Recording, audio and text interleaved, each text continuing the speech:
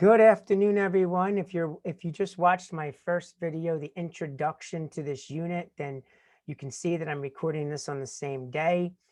This is a relatively short video, but it's going to take you a while to do it. It's specifically for people that are either absent from class or not in my class when I do the first lesson, Qualities of Healthy Relationships. So this particular web page, as you scroll down, it has some articles. It tells you what a healthy relationship is. It gives you some articles to read that I got some of this information from, gives you some resources, gives you 3 videos, 12 signs, 10 signs, and 12 signs of healthy relationships. When you scroll down much further, it gives you the lesson content for tomorrow's class. But then we come here, building the perfect. So we're going to click here and get a copy of the Building the Perfect Partner. I want you to click on that, and then you can do it digitally if you'd like to, or you can do it in your notebooks. You can, well, I guess you wouldn't write it all in your notebooks. You can print it out and do it on paper, or you can do it digitally. This is a view, so you would go into the file menu and make your own copy if you want to do that. And that said, I want you to go through this entire list, pause the video while you do it, go through this entire list and circle or check off or X off the traits that you would look like, that you would look for in the perfect partner. If you could build the perfect dating partner, and if you're like, I'm not dating yet, then pick the perfect best friend. Like what characteristics would this person have? Pause this video and do that. Assuming that you actually paused the video and did it and didn't just sit here to listen, you probably can see that you have a lot of things checked off, a lot of things X'd off. And the thing about building the perfect partner is that you can all know right now is you can't really build the perfect partner. It's not possible to build the perfect partner, but you might be able to build the perfect partner for you. Here's a graphic I got offline. I love you not because you are perfect, but because you are perfect for me. Here's another one. You're my definition of perfect.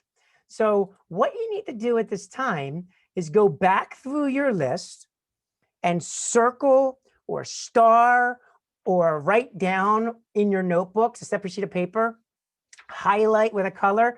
Go back through this list and figure out your non-negotiables. The things that you absolutely have to have in a dating partner or best friend that's perfect for you. Notice there's some empty lines in the bottom, so you can go and share and write some answers there as well. Okay? Pause the video and come back when you're done.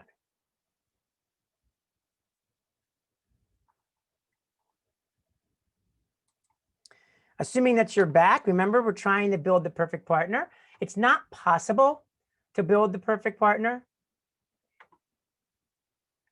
And the same directions I just gave you right here. But it's not possible to build the perfect partner, but you might be able to build the perfect partner for you. So in class, a lot of times students ask me, they'd be like, well, Mr. Karabi, what about the saying opposites attract?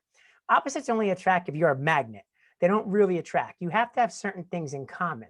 And so other people go and they'll say things like, Mr. Karabi, what about agreeing to disagree? What about going, like one of the things that you had on there was shared political beliefs. And today happens to be election day 2020.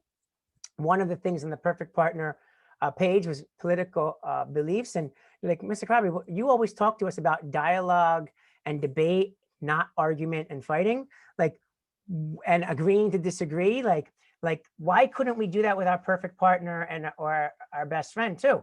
Well, you could. It depends on if that's a non-negotiable for you. And sometimes you don't feel strongly about your political beliefs or a particular other thing. And that's the case, then so what your partner thinks.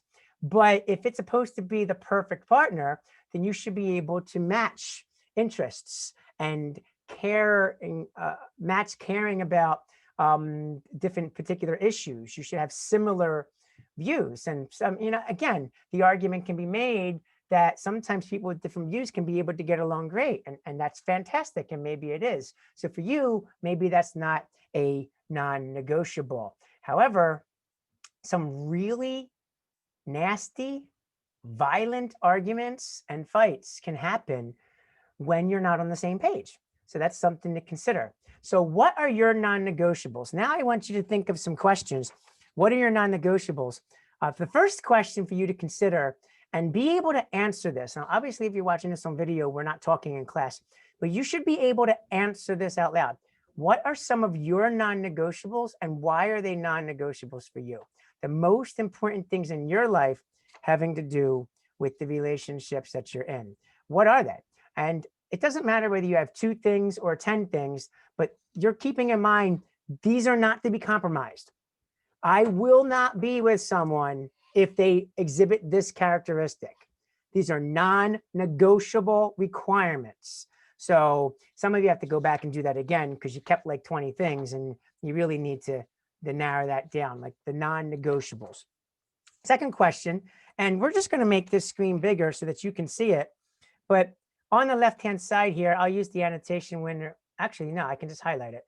So highlighting it, here's some other questions for you to consider. You should be able to have an answer to these. How many of these non-negotiable traits do you yourself have? So you're expecting someone to have these non-negotiables. How many of them do you have? Sometimes it's not going to make a difference. Other times it's really important. Number 2 is how many of these non-negotiable traits does the current love of your life or best friend, close friend have? So you have these requirements in your head that these are non-negotiable. So did you settle? So you have to go and think about that and evaluate that. And number 3, is it possible to change someone that fits your needs? If not, why do people try? There's actually 4 questions there. I had to fix that on the webpage, but why do people settle for someone that does not meet their absolute non-negotiable standards? You should be able to answer all of those questions, and we'll come back at a different day to go and talk about my theory of the 7 specific things needed for a relationship to be successful. Have a great day.